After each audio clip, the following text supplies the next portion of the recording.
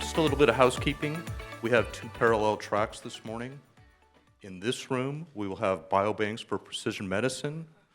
In the other room behind us here, we will have pharmacogenomics. Also, remember that there are posters at the back of this room and in the hallways that you can view, and we hope you will find time to do that. And lastly, there are a series of lunchtime talks by early career investigators in the Wisteria and Camilla villas. You go all the way down towards where the breakfast room is and cut through some corridors and you'll get there. We hope you find time to go and hear some of those. And we have lunchtime talks by some of our sponsors, Illumina, Olink, and Oxford Nanopore Technologies. Now to Biobanks for Precision Medicine. Nahla.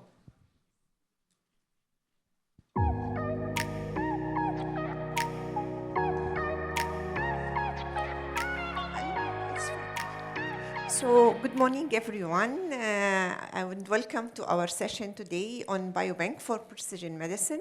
This session will explore the pivotal role for biobanks playing in advancing precision medicine, offering us insight into how large-scale biobank studies are shaping the future of personalized healthcare by connecting genomic and other omics information.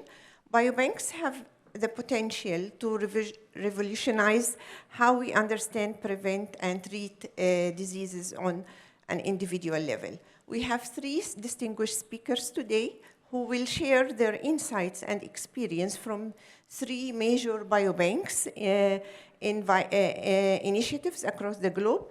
So before I will introduce the first speaker, I would like to announce housekeeping that we are using the Pigeonhole, and we are using Pigeonhole for Q&A session, and you may scan the QR code which will appear now, it's here, or log into the www Pigeonhole, and the password will be the PIC24, and you may input here the questions and vote for any others that you wish to answer.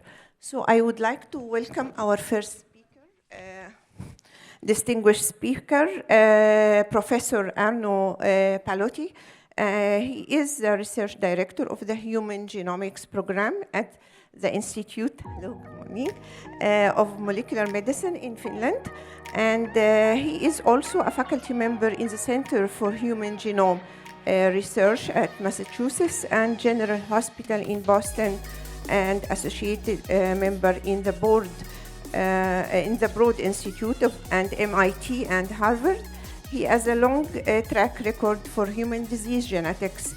He also holds a professorship and group leader position at the University of Helsinki, UCLA, and Wellcome Trust Sanger Institute. He has also been a director of Finnish Genome Center and Laboratory of Molecular Genetics in Helsinki University Hospital. He has also more than 700 international publications, and welcome our distinguished speaker. Thank you for the introduction, which sounds more like revealing my age. Thank you very much for inviting me to this meeting, which has been really exciting, and especially I have enjoyed seeing how Singapore is running to their great goals that they have set through the PRECISE program, and it has been very much of a pleasure. So I'm telling you another example of how a small country has solved this type of a biobank research. We have the same size of population as Singapore. However, we are 450 times larger from a surface area, which brings certain characteristics to how we try to do these type of national studies. Singapore has certain advantages and certain challenges, so do we, and every one of us have to solve the challenges and opportunities in their own way. The four cornerstones that we are building on, first of all, is our population history, which I'm coming back to. This is the largest population isolate in Europe. The other thing is what is typical for all Nordic countries are the health registers, which have over time monitored the usage of the healthcare system. And this was introduced in the 60s due to the previous healthcare reform, and has initiated a lot of epidemiological research and studies in all Nordic countries. And they have further stimulated to collecting samples, which have then evolved to something which we also legally define as biobanks. And then, of course, we have tried to learn how to use genome data.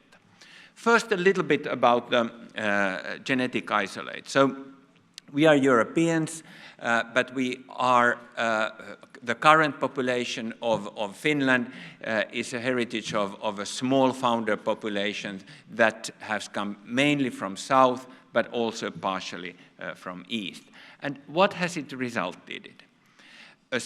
There is an increase of specific damaging genetic variants that have become enriched in Finland. On the same time, cystic fibrosis or PKU are really rare in Finland, whereas we have a set of other Finnish inherited diseases. This also, from a very technical perspective, provides an opportunity to reconstruct the Finnish genome with using much cheaper techniques, especially at the time when we initiated the project, by just arraying, GWAS arraying the samples and having a population-specific imputation panel. And this provided the opportunities to initiate the FinnGen project, which is a public-private research project where all university hospital, all universities with a medical school, and actually all the 10 biobanks and the Institute of Health and Welfare are partners. It has been a fantastic pleasure to work with currently 13 pharma partners. We started with 7. The level of high scientific rigor and knowledge has really pushed the program forward, and this has been a true partnership where we together plan the goals and ways how the project is run. In addition to the pharma investments, the Finnish Innovation Fund called Business Finland funded during the first 6 years partially the project. So we initiated in 2017 with a goal to have 500,000 individuals, which is roughly 10% of the population in the study. We now have 520,000, actually a little more, but the data freezes have 520,000 individuals. The genome data was produced with the Axiom GWAS array, specifically trimmed to the Finnish population and the Finnish variants. The main phenotype data comes from these national health registers. I'm describing them in a bit in more detail. And lately also the clinical biochemical lab data from all participants who were alive since 2014 that has now been included also in the study set. And this provides the basis for the genetic association analysis. So what are these nationwide health registers? Each time when you visit a hospital or an outpatient or purchase a prescription drug, the data is recorded in a numeric format, so in a structural way, ATC codes, ICD codes, and so forth. And wherever you do that in the country, they go to a central register. And these registers have lasted, the oldest ones from the 50s, and later the more used ones are from the 60s and later on included. And this provides an opportunity for lifelong monitoring of healthcare data. So how are the samples collected? if we start from the bottom here, so we started with something which we call the legacy cohorts, which were studies, they were population cohorts or they were disease-specific collections that had been collected over the years. They became kind of the seed for the project, 180,000 of them. The second, the big leap was then to collect the next 350,000 or 360,000 samples, which are mostly from hospital biobanks. So it means that there is an increase in disease frequency in the sample. A set of quote-unquote healthy blood donors and then miscellaneous small cohorts. So in other words, it's a mix. The mean age, current age of the participants is about 65 years, which means that there is really an increase in disease events. Then the question is, with the current regulatory environment, how can we access the data? At the time, the safest way or the best data security was provided by a Google Cloud format, so that the individual level data sits in a TRE in the Google Cloud. You cannot copy out data from there, but the results and summary level data is more freely accessible. And this is how the partners can, individual partners and their scientists can access the data. So we have built a trusted analysis environment. We have very much built tools to browse the results, also for data which is provided outside or to the entire community. And since this is, there is certain ascertainment bias, we also have collected all register data, health register data from over 7 million people, to which we can compare the frequencies of the data. And public releases are done every 6 months. Currently, the second last data freeze is there with 450,000 participants. So it's in a way harvesting time now.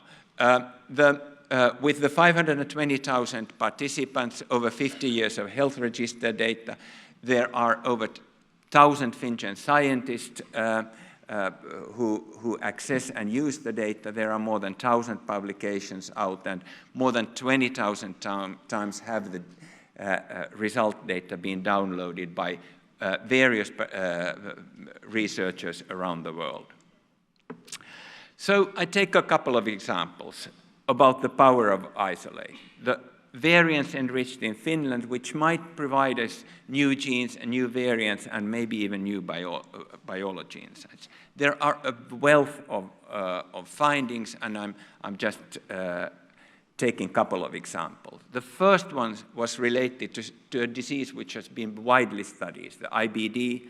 And first we thought that there is this high peak in this is an old release, TNRC18, and we thought that it was an artifact. But no, it wasn't.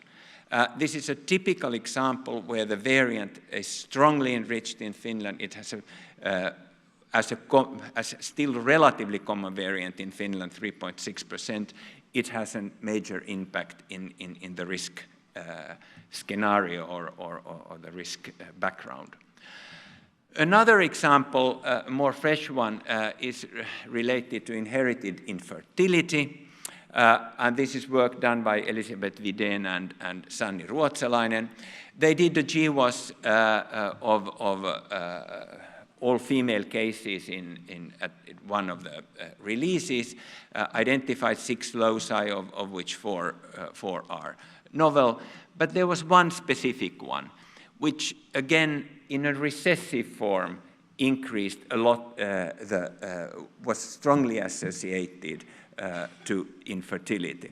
It was 43-fold enriched in Finland, and really in a homozygote state, the association was strong. The gene has previously been shown to report infertility in mice. And looking at the graph, so you can see that it doesn't have an effect on the male fertility, but it has a dramatic effect on female infertility. So these types of biological insights are the ones that we can identify.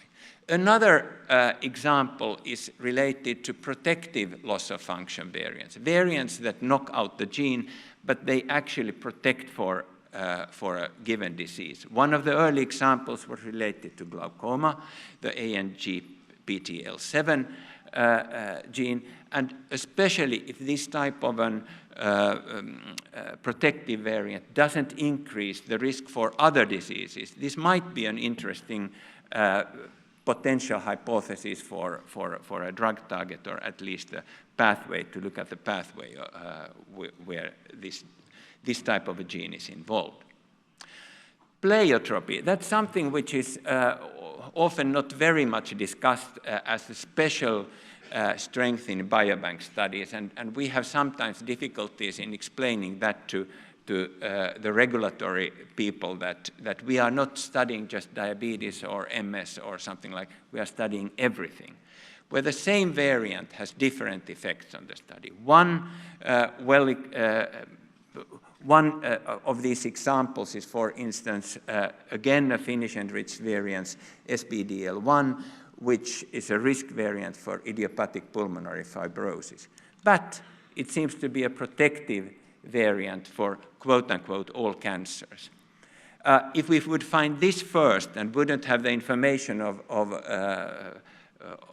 the lung phenotype, we could be quite misleading in our thinking process. So it's important to look at the whole breadth of phenotypes. From a longitudinal analysis perspective, it provides an opportunity to, for instance, not only look at disease susceptibility, but also disease progression. And just as a quick example, one of the very first ones we have dived into, this is not a totally trivial thing to study the progression of the genetics of progression of the disease. But one example is related to macular degeneration and its time to visual impairment. So on the right, up on the right is one of the GWASs of age-related macular degeneration. But when you look at the progress to visual impairment, so it seems that one of the loci has a stronger effect than the others for this particular progression trait. And that's also what you can see when you look in detail in this type of a graph. And the nearest gene being is a missense variant with the nearest genes in the ARMS2 gene. But to continue with the same ethos as already many other speakers have had, that no single biobank is sufficient either for research. We have been talking about implementation, but the same thing applies for research. Just from our myopic perspective, so just for enhancing discovery, we need large study samples. We all know that. Replication is a must. We need our colleagues in other collections. From locus to gene to variant to function, again, no one can do that alone. Already using the variation in the LD structure from different population backgrounds is an important tool when trying to dive in, as well as to identifying other variants in same loci to understand that which is actually the causative gene or variant and which is just a passenger. And when you look at some of the key publications, they typically include more than one biobank study. Here, one of them using the UK Biobank and FinnGen. Here, one recent one using these three biobank studies, and so on. And okay, Is it so exciting that it doesn't allow me? Yes, it did. It was so exciting. So looking at the huge progress and exciting steps that PRECISE have been taken, so we have had the special privilege to work together with FinnGen and PRECISE, not only sharing data, but also sharing the experience that both of us have had to build towards the next steps. How can we expand the community further? I mean, these dual relationships are great, but we need more. And we, as said, have changed the experience, and I think it has been very helpful for both sides. Another large example is run by Ben Neal and Mark Daly about the Global Biobank Meta-Analysis Initiative that combines a very large number of biobank studies around the world and can try to address the unmet needs of discovery, where initial or individual collections don't have the power for discoveries. And this is one important way to take us forward. So the obvious question is also from the scientific perspective, how can we scientists help to move some of the barriers, either technically or regulatory, to share data so that we overcome some of these barriers and actually fulfill the duty we have to move the field forward and provide more information for healthcare and its implementation. And I thank the huge group of FinnGen scientists who have worked very hard over these years and are still working hard, and all the partners we have. Thank you.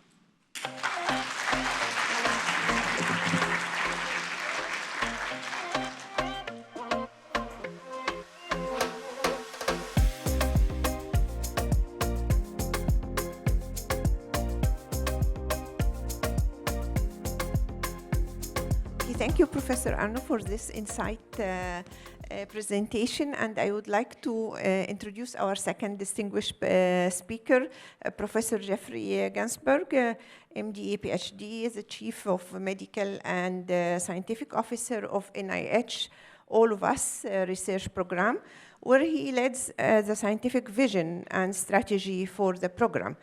Previously, he was founding director, Center for Applied Genomics and Precision Medicine at Duke University School of Medicine, and held senior leadership roles in Millennium Pharmaceutical Incorporation. He has influenced precision medicine USA and internationally, and also serving as a co-chair of the National Academia's Roundtable on Genomic and Precision Health, founding co-chair of International 100K Cohorts Consortium, and the founder and president of the Global Genomic Medicine Collaborative, G2MC. Welcome, the floor is yours.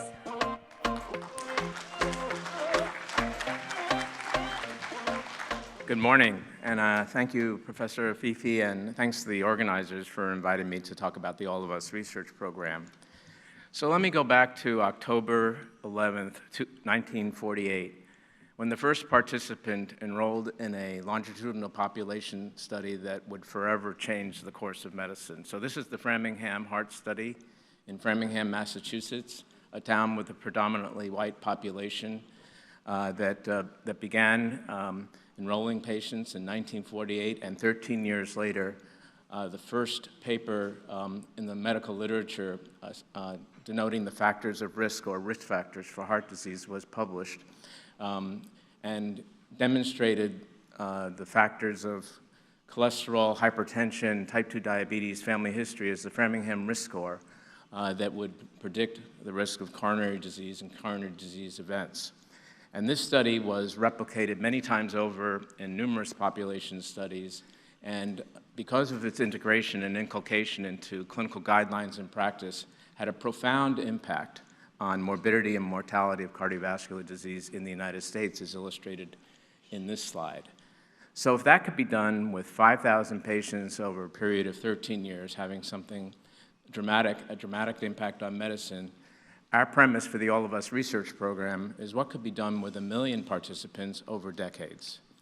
So in 2018, we began enrolling participants in the All of Us research program, whose mission is to accelerate health research and medical breakthroughs, enabling individualized prevention, treatment, and care for all of us.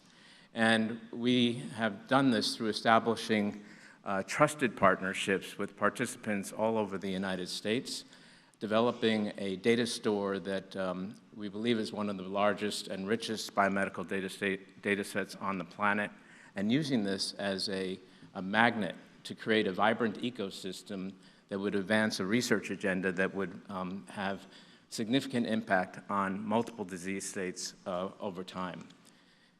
As I mentioned, we started this in 2018. As of earlier this week, we now have consented over 830,000 participants. They've shared their electronic health record data. There's a gap between the consent and the acquisition of the EHR data and the samples, which is why we have this hysteresis between some of the data types. But as you can see, we have over 450,000 EHR data sets collected, and over 550,000 participants have provided a biospecimen to our biobank. Across the United States, we're enrolling participants in every state as well as all the U.S. territories, with a predominant recruitment in California and Arizona in the Southwest, as well as in the Northeast and some of the Midwestern states. We have a significant commitment to diversity.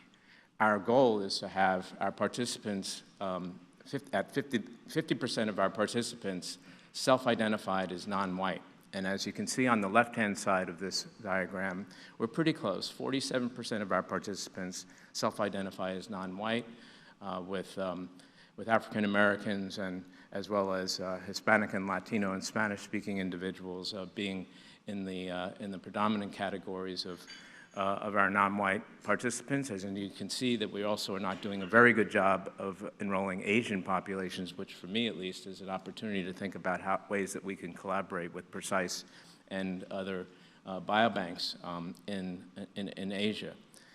We also have a commitment to enroll 85% or more of our participants in a category that we call underrepresented in biomedical research.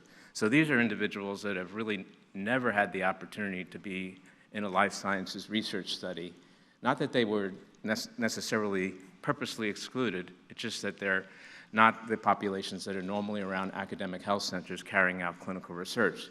So these are individuals who also self-identify as non-white, but also individuals with poor healthcare access, individuals at the extremes of age, individuals with disability, individuals with low income levels or marginal education opportunities, individuals who identify from sexual and gender minorities, and the sum total to date is 87% of our participants, even among the white population, are in these underrepresented in biomedical research categories. We release our data almost on a yearly basis, every 12 to 18 months. So the data that's currently on our researcher workbench, which the last release was in April of 2023, is illustrated here. We have survey data from over 400,000 participants, and we've done 7 surveys since 2018. You can see some of them listed here, the basic health and lifestyle information. And more recently, we've launched surveys on the social determinants of health, as well as mental health and well-being. Electronic health record data that's available on our workbench is nearly 300,000 records, physical measurements from over 300,000 individuals, and wearable data of over 15,000 Fitbit data sets, some of which go back up to 10 or 15 years. And importantly, this particular release contained 245,000 whole genomes, as well as over 300,000 genotyping arrays, with 1,000 of the genomes being, in addition to the short-read sequences, 1,000 long-read sequences were released in April of 2023. We're also committed to returning results to our participants, and this slide illustrates 3 work streams of return of results. On the right-hand side, in 2020, we began offering ancestry and non-health related traits to our participants. And as you can see, over 220,000 individuals have viewed these results over the last 2 years.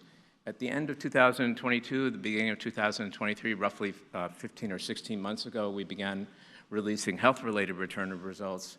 So on the left-hand side, we have a report, participant-facing report we call the Hereditary Disease Risk Report, which is based on the ACMG, American College of Medical Genetics and Genomics 59 list.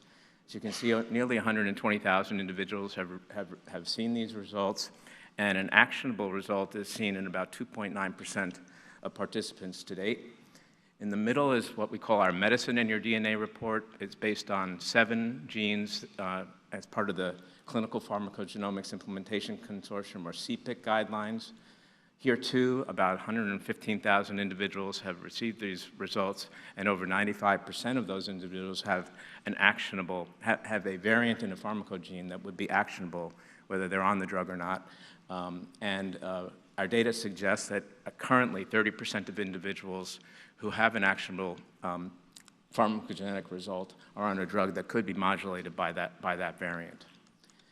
So in order to enable us to understand better and to understand better and drive precision health and precision medicine, we're developing an outcomes research agenda and strategy downstream of return of results. So the question is, what happens when we give people back their genetic information about health disease risk or pharmacogenetic information?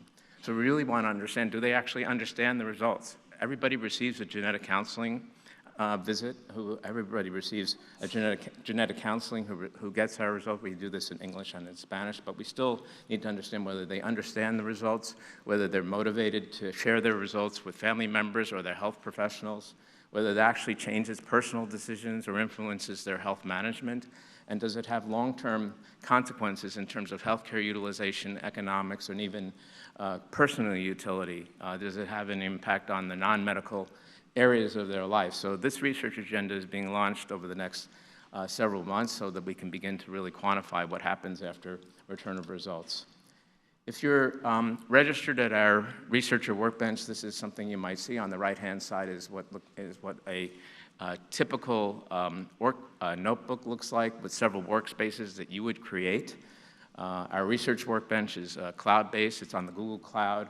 And it's a passport access model, which means that if your institution has a data use and registration agreement, anybody in that institution is qualified to go and begin to use our data. Currently, we have over 12,500 researchers actively using the All of Us research data. We have data use and registration agreements with over 800 organizations now around the globe. We've just opened up access also to commercial firms.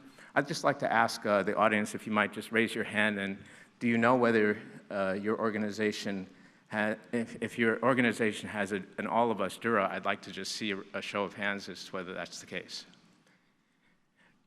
Not too many, but if you go to that the QR code, you can begin the process right now if you'd like. But we really encourage, our philosophy is that the more eyes that are seeing our data, the more innovation will take place, the more productive our research environment will be. And this is an example from of how enabling our research environment is. This is information from a postdoc at the NIH who previously to joining the lab he is in had never done a GWAS study. So over a period of a week or two, he became familiar with creating workspaces, building a cohort, importing the data sets, and also creating a Jupyter notebook with the appropriate scripts that would allow him to do a GWAS. So at the end of the day, he was able to do a GWAS on type 2 diabetes using 23 million SNPs, a cohort of 20,000 participants, compute time of 20 minutes at a cost of $37, and on the right-hand side, he replicated the TCF7L2 variant for type 2 diabetes. So this is illustrative of the power of and the rapidity of accelerating discoveries at the All of Us researcher workbench. And I should say that that currently all users that register get $300 of cloud credits for free to initiate your work. So we try to make it as easy as possible. So let me talk a little bit about the science that we're trying to encourage using our data. one of the roles that I took on, or the role that I took on in 2022 as the Chief Medical and Scientific Officer was to articulate the scientific roadmap and strategy for the program. So on the left, I began with understanding what data we currently are capturing at our researcher workbench, and I just summarized some of that data for you. So an initial part of our strategy is to create the tools that will enable the lowest barriers for access and utilization of our data in service of looking at, in the middle, the exposures and drivers that individuals experience that influence their health and disease trajectories. So we focus on lifestyle, we focus on environmental influences, health inequities, and the basic genomics, and how those alone or in interaction with each other can actually be causal and create outcomes manifest as disease states, so common and rare health conditions, how these influence maternal and child health. Do they promote healthy aging and resilience? And we have a special category for our research strategy and our scientific strategy is the impact of return of results to participants on their lives and their lifestyles. Ultimately, we want to aggregate these data and have a demonstrable evidence that our findings will impact individual health as well as population health. And there's a virtuous cycle here that is meant to indicate that as you all are finding new insights from our data, we're going to put those into the workbench and allow others and yourselves to continue to enhance those findings and take them forward. And if you're interested in some more detail, there's a video I created to just highlight more of the information in our scientific roadmap. And this has led to a near geometric increase in publications since 2019. I think as of this week, we're at about 625 peer-reviewed publications utilizing electronic health records, utilizing our survey data, utilizing genomic data, utilizing our wearable technology data. So all dimensions and modalities of data are actually reflected in the publications that are coming out from the program today. Bruce Korf, who's the editor of the American Journal of Human Genetics, approached us about 6 or 8 months ago and said, well, we'd love to publish a summary of the highlights of the All of Us research program publications on a yearly basis. So me and my team got together, reviewed roughly 200 publications in genomics that began in 2022. And this paper, which will be published on September 5th, are those highlights. And these are just some examples. So the genomics marker paper in Nature from February of this year highlighting the integration of 240,000 whole genome sequences with electronic health records across the diversity of our population. Discovery of novel variants in glucose 6-phosphate dehydrogenase, again, owing to the diversity of our data set, yielding novel variants that could be used for the management of hemolytic anemias. Evidence of novel disease-causing mutations in Titan, again, taking advantage of the diversity of the All of Us data research set.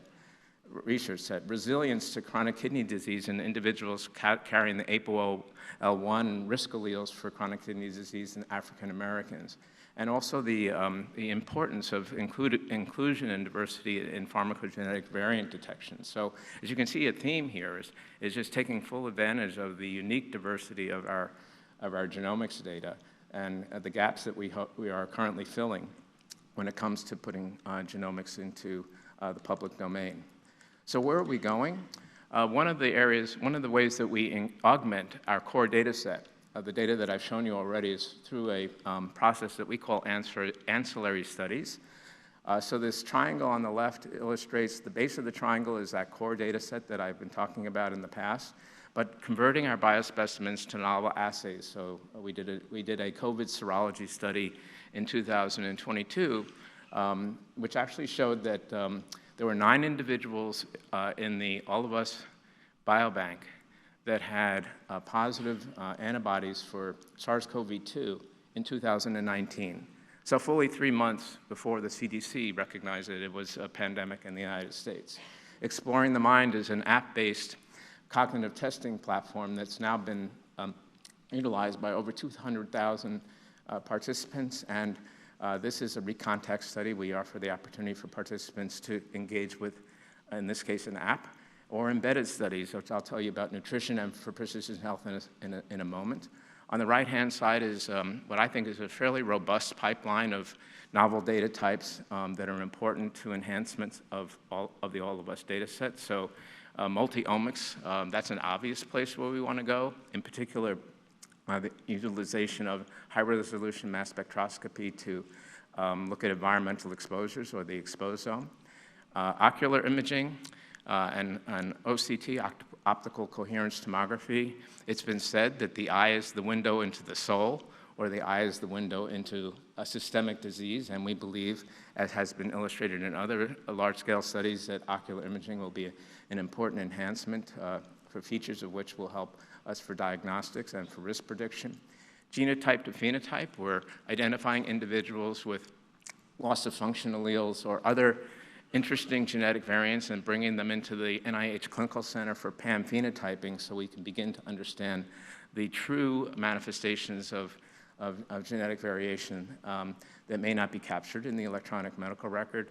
And hearing loss being an important public health issue, particularly in the United States, we're going to launch a program to capture audiograms both in healthy as well as individuals with hearing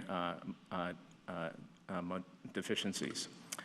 So I mentioned nutrition for precision health. I want to just highlight it again because it may be one of the largest nutritional studies that's been ever done in the world, where we're asking 8,500 participants in the program to do very detailed assessments of their diet and also to receive dietary meal challenges from the program and understand what happens downstream of those dietary meal challenges.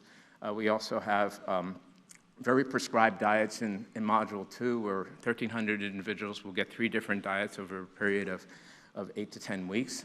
And then while they're living at home, and then we'll bring 200 of those into a domiciled facility where we'll repeat that under complete control with no free living exposures. And we're collecting the microbiome, physiologic data, behavioral information, actigraphy, and integrating all that data with the All of Us research program core data set. So a really powerful set of tools to understand, maybe for the first time, how individuals respond to various nutrients and maybe to fulfill the vision of personalized nutrition, if you will. Another ancillary study, I alluded to this a few moments ago, has to do with our commitment to understanding how the environment influences health and disease trajectories. So on the left-hand side, everyone in the cohort will be, all the data in the cohort will be used to do, the addresses of everybody in the cohort will be used to do geocoding. And we've stood up a new center for linkage and data acquisition of data, or CLAD, that is responsible for facilitating data linkages. In this case, the geocoding tools will be linked to environmental and climate data. That's the geospatial data in the center panel are among the types of data sets that we'll be looking at for our participants, and we will have longitudinal residential histories on everybody, so over their entire life course, we'll be able to see what their exposures were. We consider social determinants of health also a measure of environmental exposure, so that data is already in existence.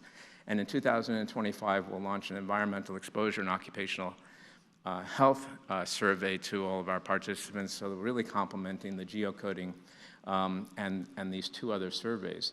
On the right-hand side, a subset of the cohort will undergo, there's biospecimens used to measure their exposome. This is being done with the NIH Institute for Environmental Health Sciences, or NIEHS.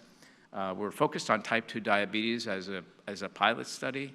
The question is, are there environmental influences that we can measure in the metabolomic or exposomic profiles that actually are predictive of incident type 2 diabetes? And we believe that this type of paradigm will be applicable to many different chronic diseases over time. One of the things that we did, that the Broad Institute was able to do for us over the last year or so, and that was completed a couple of months ago, is something we call the all-by-all catalog. So this is basically taking all 1 billion or more genetic variants and doing a GWAS across over 2,000 different phenotypes, creating over 8,000 different GWASs that are hosted in a browser, a catalog that will be released concurrently with the American Human Genetics meetings this November. We think this is a really great starting point for individuals to not have to replicate a lot of GWAS and rare variant association studies to begin their research journey. In October, we'll release our next data set. This is a snapshot of some of the things you'll be seeing if you're at the workbench. Over 50% increase in our genomes. Heidi alluded to this yesterday. This will be the basis of also a submission to NOMAD, an increase in our long-read sequencing data, and an overall increase in the number of participants that have contributing data from 413,000 to 633,000.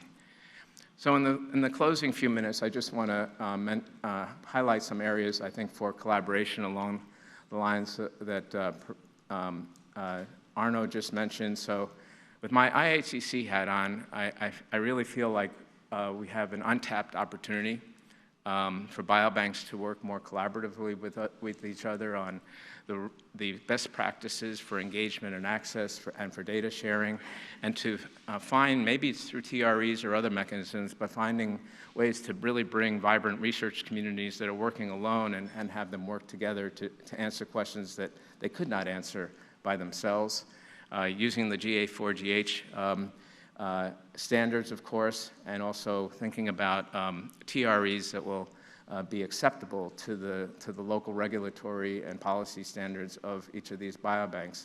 I feel like these would be incredible for training and education of the next generation of researchers, promoting inclusivity and diversity across the cohorts, and really filling a lot of gaps that currently exist in publicly available data, all in the service of improving public health, global health.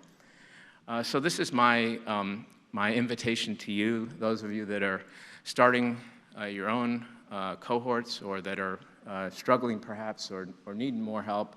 All of Us Research Program views itself as at least one of the resources that you can tap into. So I really hope that nationally or internationally, we can work with you, provide you some of our lessons learned, provide you tools.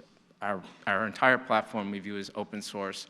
So I really hope that you will reach out and allow us to work closely with you to help you be successful or more successful than you have been.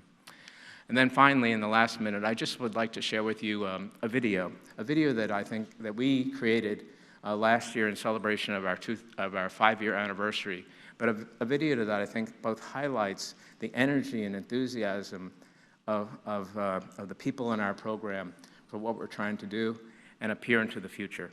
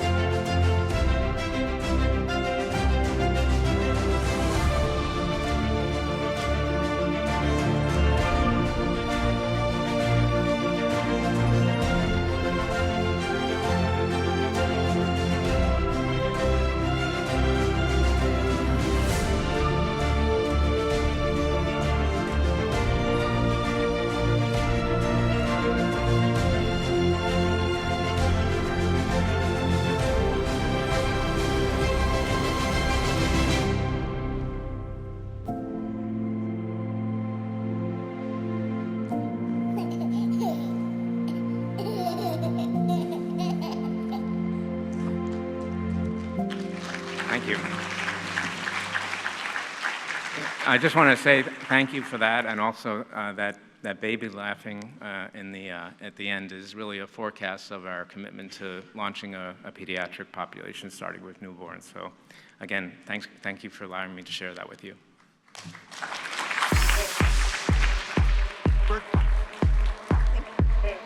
Thank you, Professor Geoffrey, for sharing with us this impressive work at all of us and the development.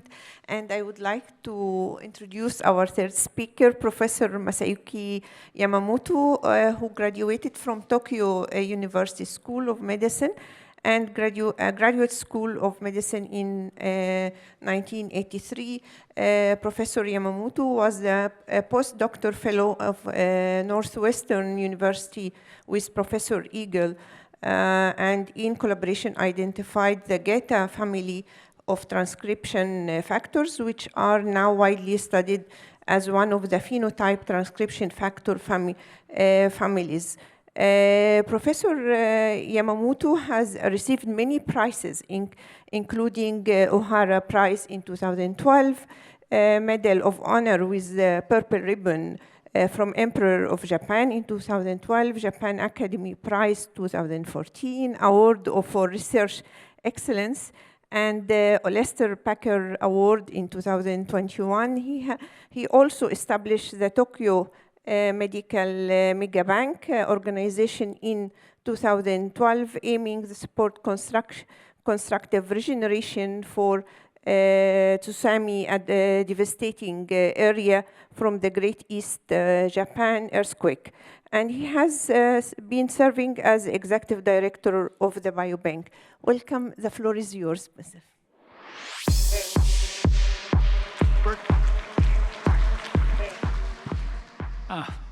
Thank you, Chairman, and thank you for the organizer giving me a chance to talk here. And unlike the previous three talks, which is a nationwide scale of biobanks, our biobank, well, name is big. Please laugh. Name is big, but actually run by two neighborhood universities. But we wish to be a public biobank, supporting the infrastructure of the science development and the industry development of the world. Okay, let me start. As Chairman introduced, we suffered big earthquake and tsunami. You may remember 2011, March 11, almost 18,000, more than 18,000 people passed away nearby our university. And so we wish to start the reconstruction program. And the reconstruction program, we wanted to deliver the most advanced medicine and to the people who suffered from tsunami. And we conclude that the most advanced medicine is the personalized medicine and healthcare. So we established two types of the cohort strategically. One is community cohort, which is mostly the area from revitalizing from the disaster of the tsunami. So that area, we recruited 84,000 people, general population cohort. And the other one is the birth and regeneration cohort. In this cohort, we first goes to almost 50 obstetric OB hospital and recruited the pregnant mom, 22,000. Then the baby will come for sure, sometimes twins. So it's 23,000 newborns. Or actually, we recruited them while they are fetus, embryo fetus. Then they are growing up. And also husband. And as you may know, the Japanese husband are very strong hard worker, or the workaholic. So it's a little bit a disappointing number. But and grandma and grandpa. So this is the birth and regeneration cohort of 73,000. This is very important for us to get various data.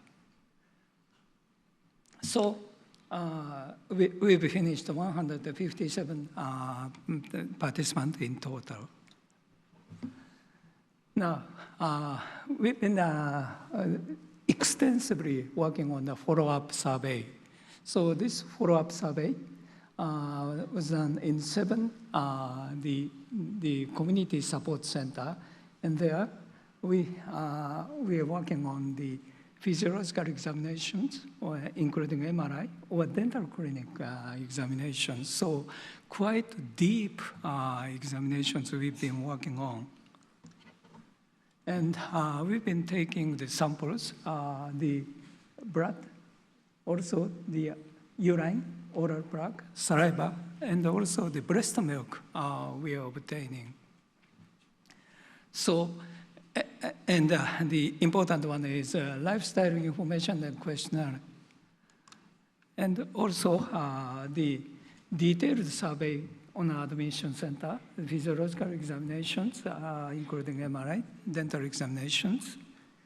And we've been working quite extensively the follow-up survey. So every 5 years, quite deep baseline examination plus every 5 years at the similar depth examinations for participants. One example is the MRI imaging. MRI imaging, we need to request coming 1 extra day to the participants. So we collected the volunteer, and in the first stage, the 12,000 volunteers are taking. But as you know, the MRI imaging, the individual difference is very big. So we can't find the disease incidence or biomarker easily. So we decided to go the longitudinal way. So second imaging, almost 70%, and right now we are working on the third examinations. And this is the demography of the participant. Please see, and in the 30s, there is a peak. We really think this population is important. I'm going to tell you later about the return of the genetic risk to the society. But for the return of the genetic risk, this population is important that we are thinking. And of course, for this MRI imaging, we are challenged to find out the early diagnosis of the dementia, Alzheimer.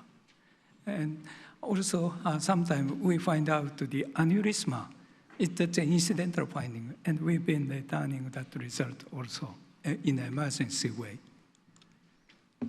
Okay, we decided to be an integrated biobank, which is a biobank equipped with large-scale genome and omics analytical center, and consists of biospecimen, genome omics, big data, plus health and clinical information, cohort, real-world data.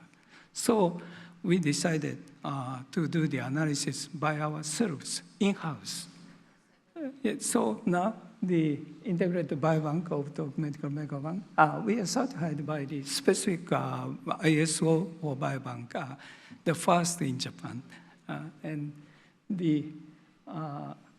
we save this way, we can save the biological specimens from rapid depletion, and also the supply high-quality data for advancement of medicine and science. And we've been collected 5 million. So we are really Megabank with 5 million samples, and 30 petabyte information in total in our supercomputer. And this is a high-quality data through large-scale analysis is important because it's quite, the good quality uniform.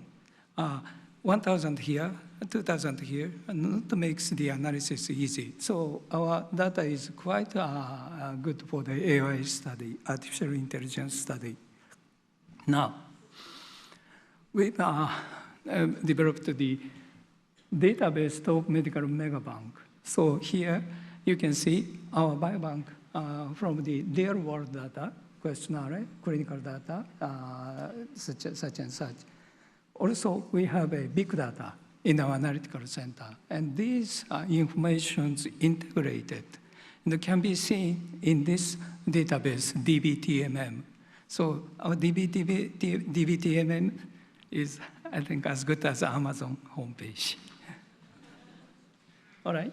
So authorized scientists in the academia and the industry can use this. Now, what you can use, what our users can use is the firstly questionnaire, quite extensive questionnaire. It takes 1 hour or more. And also the detailed biochemical and the physiological examinations, plus MRI, dental, cognitive, psychological assessment, and cell resources. We've been making the immortalized cells so far more than 5,500 immortalized EB transformed B cell and proliferating T cells, and some of the iPS cells in collaboration with Yamanaka. Blood urine, we've been working on the metabolome, proteome, and DNA, RNA, genome, transcriptome. This is blood transcriptome, and metagenome and epigenome. These are we've been working in our analytical center. And this data can be seen easily through our portal site, JMOP, Japanese multi-omics reference panel containing various big data, including whole genome sequence. And please visit here. You can see various interesting data of the Japanese. So let me talk to you about the genome sequence. At the beginning, we've started 2013, the recruit, and from the beginning, we decided to work on the whole genome. And we have a very strong informed consent to return the genome analysis result to our participant. So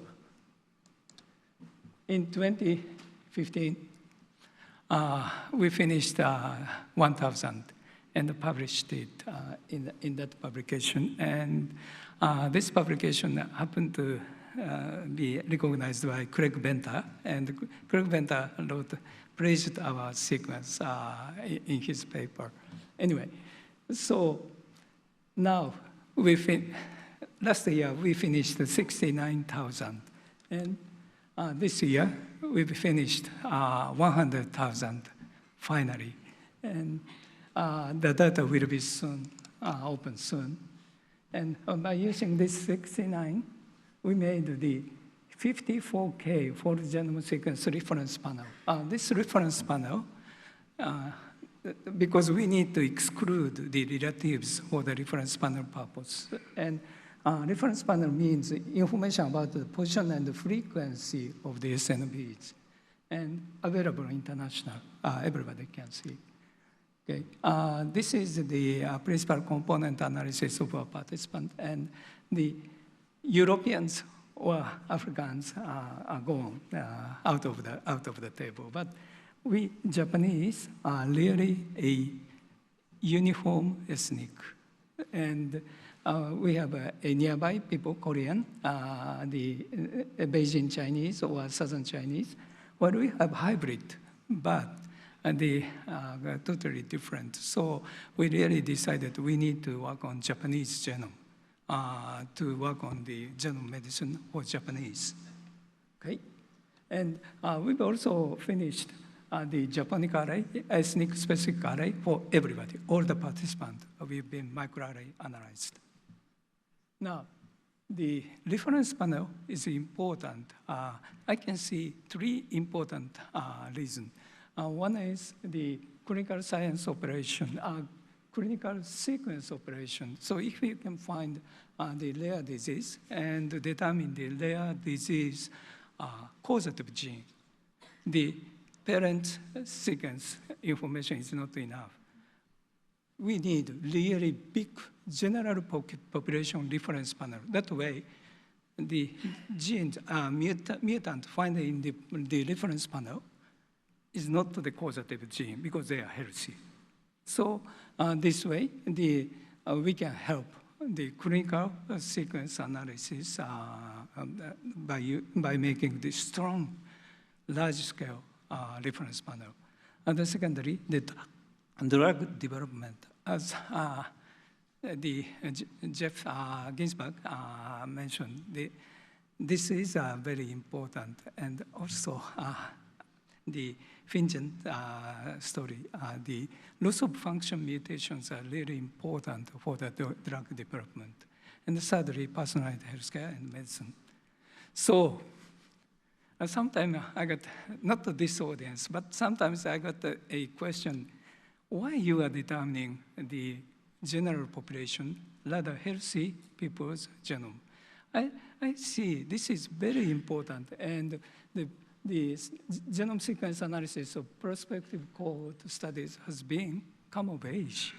And that's we can see easily. The front runner, UK Biobank, 500,000, and the all of us just presented the 250,000. And we finished 100,000, and I've been informed precise we'll finish 100,000 next year. The style of the data collection or approach is different from the biobank to biobank, but the importance is the same, okay? And we've been challenging the various things, which is the first in Japan, one of the first in the world, like the birth and tree generation large scale is really a challenge. But let me explain you, because I don't have, let me explain you two things. One is the generation of reference genome sequence, not panel, reference genome sequence with consideration of protection of personal information. This is one challenge. The other one is return of genetic result, genomic result to general cohort participant, including the pathogenic variant for hereditary cancers. I've been working with this. So the first one, as you know, the short read for the genome sequence absolutely need a reference sequence. While reference sequence, international one, heavily oriented to the Europeans and Africans. The Asians are really underrepresented. So we decided to make by ourselves Asian reference sequence.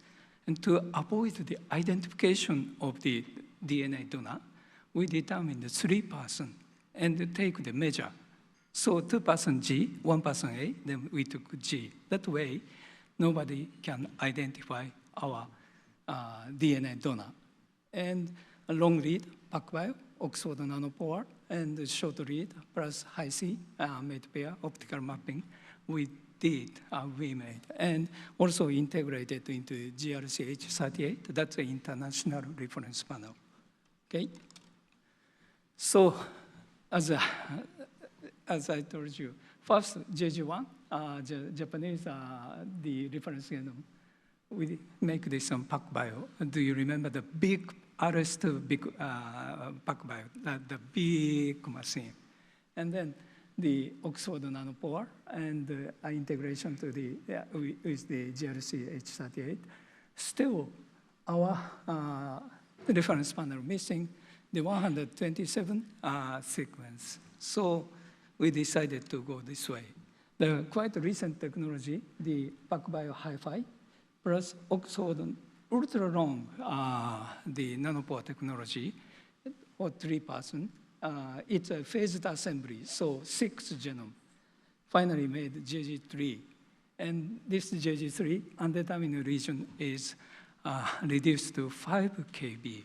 So we are really telomere to telomere reference panel for Japanese. And I'm sure this is good for the Asians. So the JG3 released June 18 this year, and now available for everybody. So I've been telling you the cohort study, whole genome sequence, integrated biobank, and the external researchers can use this one for their science or the industrial development.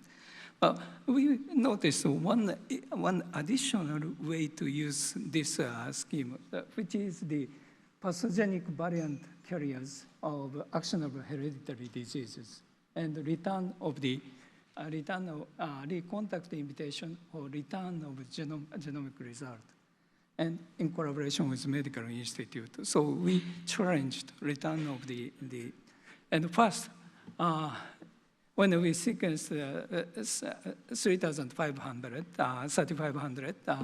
we decided to work on the familial hypercholesterolemia and selected the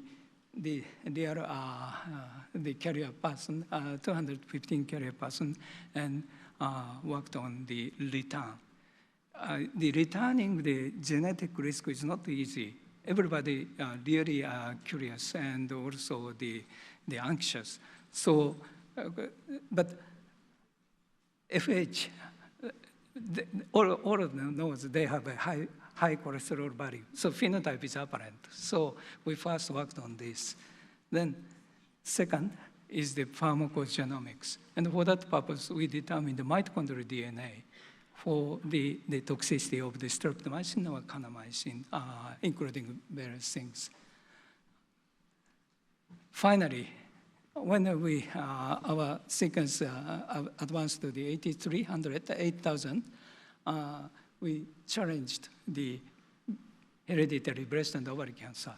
And we are really concerned. So first selected six carriers, all of them over 60 years old, and returned it, and quite a favorable reactions. So finally, when we finished the 50,000 whole genome sequence, challenged the HBOC and Lynch syndrome, and totally 111. Of course, there are people, almost twice is the carrier, and there are people who do not want to know the genetic risk. Of course, we appreciated that. So 111.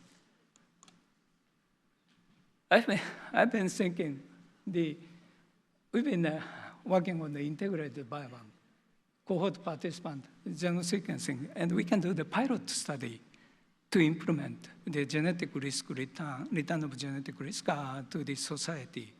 But we need the health check system collaboration with Clinical Institute and gradually develop to the Japanese medical system.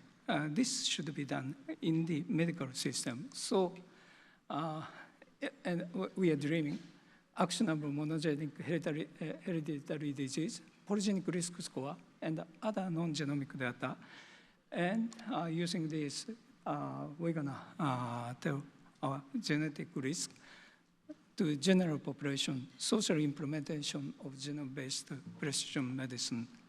So this is my dream. I'm dreaming in the health checkup clinic, the genetic counseling, consent, genetic test, return of genetic result, and the number of the disease list will increase. So we're gonna continuously update and move to the personalized healthcare, health management and the behavioral change. This is the direction we'll be thinking. So the final slide, we really need to think about health in a long living society. And I've been thinking personalized prevention, personalized early diagnosis and early therapy are important. Knowing the genetic risk and the challenge to the healthy longevity. This is very important. Okay, thank you very much. So I've been working with almost 320 people, 320 people working in the Tohoku Medical Megabank, the Genome Medical Research Coordinator, or young doctors, Tomo clinical fellows, and these people, they didn't dump me 10 years. So I'm really happy. Thank you very much.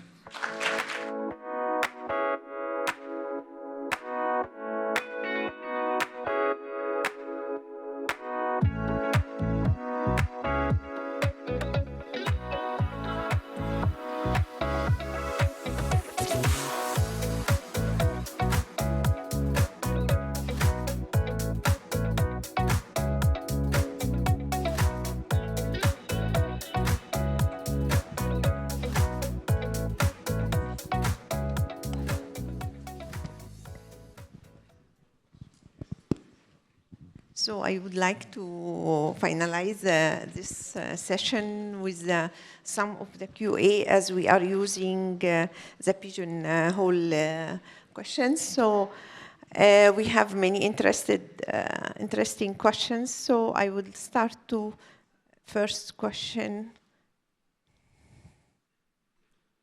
Okay. So what are your recommendations? It's general for all our distinguished speakers. What are your recommendations for the initiation, development, and sustainability of biobanks in low and middle income countries where there is a little investment in science and government support? So I'm happy to start this one off, and I appreciate the question and its importance. I think there are a number of strategies you should consider, whoever asked the question. Taking an example from Africa, H3 Africa was a program that was largely funded by international funders, NIH and others. So one strategy would be to seek support from outside your country. I think secondly, taking advantage of regional collaboration. So what I mean by that is in areas where there are many countries that could be in the same situation, maybe cooperating with a number of countries and creating a regional biobank rather than a country biobank would be one of the ways to support this. And then starting slow. I think a biobank of the types that we've described may not be attainable, but biobanks that are collecting samples on individuals that have your regional healthcare issues in mind may be quite smaller, and I think starting small is not a bad idea. I think this is very important and a good question, and I've been thinking the biobank and also the genetic risk implementation to the society is very important in the middle-income countries. So no need to do extensive whole genome sequencing, certain amount of whole genome sequence, then you can make the ethnic-specific array, microarray, and using that ethnic-specific microarray, high efficiency, then genotype imputation by using whole genome sequence information. That way, can tell the polygenic risk score, high-grade polygenic risk score, and use that polygenic risk score to improve the health condition of the people, the people. That way, the biobank will contribute a relatively cheap cost to the development of genome medicine. That's what I'm thinking. And the middle-income country has a very good chance to set up biobank and implement the genetic risk to the protection of health in the society. And maybe to add last that I don't think you have to work alone. There are a number of biobanks around the world who already have experience, and they are happy to guide and help them and share at least their experience. So be bold to contact. So there is thank you for your reply. There is another generic questions which is very nice. Okay, is it active now? Oh, I expect that different biobanks would be using different formats of clinical data collection forms and platforms for the genotyping, etc. So how does how does the global biobank meta-analysis normalize the difference, or in between your only biobank? Yeah.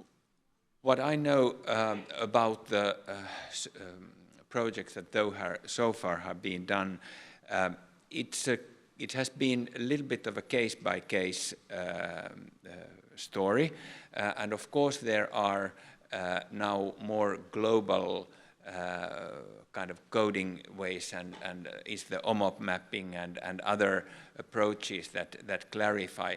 But that is also one of the exercises that these type of projects help to define, that what's the minimum nominator, so to say, that you need to be able to do a successful study. Thank you. I would just say that I think the clinical data is really where the biggest challenge is, and as Arno said, a lot of biobanks are adopting a common data model, OMOP being one of them. But I also feel like this is a great opportunity for GA4GH to assist with creating the data standards for phenotypes and clinical data. May I? The technology or science related to the meta-analysis of various data, like the GBAS data, meta-analysis, it's been developing. So the management of the individual biobank should be really solid, and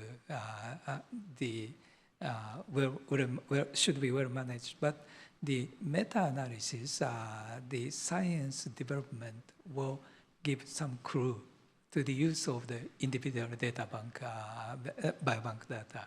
I've been optimistic for that. So thank you for your feedback, and it's important that this conference to discuss and find a solution between different biobanks and guide us for such activities. And we have another question, which is, okay, what are the common challenges and considerations in establishing a national level biobank from each point of view with different biobanks and different scale? This is a very broad question. I don't know where to start. I mean, okay, one way, this is a very Finnish way, actually, the question. Start with the challenges. I think we should do the American way, look for the opportunities, and as they come, so then, and the mission is clear, so then look into each of the challenges that we have to overcome. There are both on the phenotyping side, there are regulatory items, there are a number of things that we need to solve. If I had to pick one area to focus on, it would be trust, and how the biobank intends to engage and get the trust of the participants who are donating their samples and their data. So establishing those principles and spend time with the communities that you intend to serve with the biobank to understand their needs, their challenges, their fears, and try to address those before you take the first step. Well, some years ago, Nature wrote like this way: biobank manager is always bemoaning or complaining. I think that's because the financial support or understanding from the society or various things. I think the biobank is a very important public infrastructure of the society. So we need to ask the people, our government, this is important and need to support. I think getting that that support is very important. So thank you. I think, yes, it is a very important question, and it's not easy to answer. It depends about the challenges in each country. So we have another questions about the, okay, active one. How do biobanks ensure the recruitment rate and will return of results, which is very important now, aid in recruitment? If yes, what resources are required to explain the results findings to participants? Maybe you start. Okay, I'll start with this one. It's a very important question.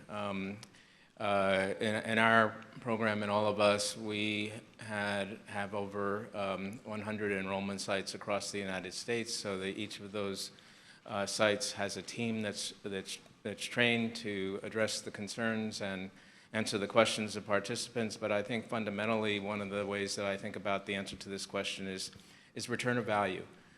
What will a participant enrolling in a biobank see as valuable to them? What value accrues to them? I think that is directly related to your ability not only to enroll people, but also to sustain them and have them be continually engaged in the ongoing work that you're going to do with them as part of the biobank.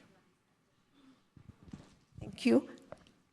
Well, I have nothing to add, and it seems to be also different in different societies. In the Nordic societies, where the trust that you also alluded to towards the healthcare and government is large, so the recruitment process can in certain ways be easier, and they don't even expect any data back. But if you can provide feedback, that further boosts the success. So in Japan? Yeah. So our biobank, the recruitment, usually around 60% of the people who we asked agree to participate. So it's important to maintain high level of the agreement for recruiting the ordinary people representing the society. That's, I think, really important. And as he said, for returning our examination result to the participant is a very good incentive for them. They can know their health status through our analysis. So we've been thinking our big incentive is the returning the physiological examination, blood test, biochemistry test, returning the result of these examinations. Thank you. There's a special question for Professor Aarno. May I know what is the number of whole genome sequence and array samples or ratio were required to cover the 500K cohort in the Finnish genome program? Yeah, so good question. We have whole genome, the panel, the population-specific panel consists of roughly 10,000, actually actively we use 8,000 deep whole genomes and some 25,000 exomes. So these provide the backbone. More would be better, and there would be more, we would like to have more regional breadth, but this is what we currently have. Thank you. I think at the end of the session, we have a common question for all of our speakers. Looking forward, what do you see the next major frontier in biobank research for precision medicine, and how do you anticipate overcoming potential ethical and logistical challenges? So it is an open for everyone.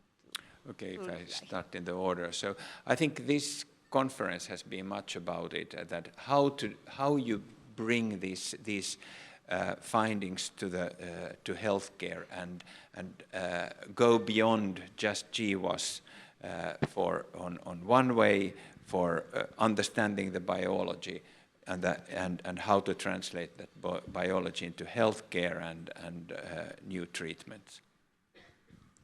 I echo what Aarno said, but I'll actually borrow a phrase from Dr. North that I used earlier this week, that these biobanks become hubs of innovation and really engage in innovative research, translate to novel diagnostics and therapeutics, and ultimately into healthcare. So really a magnet for a robust research community to innovate continuously.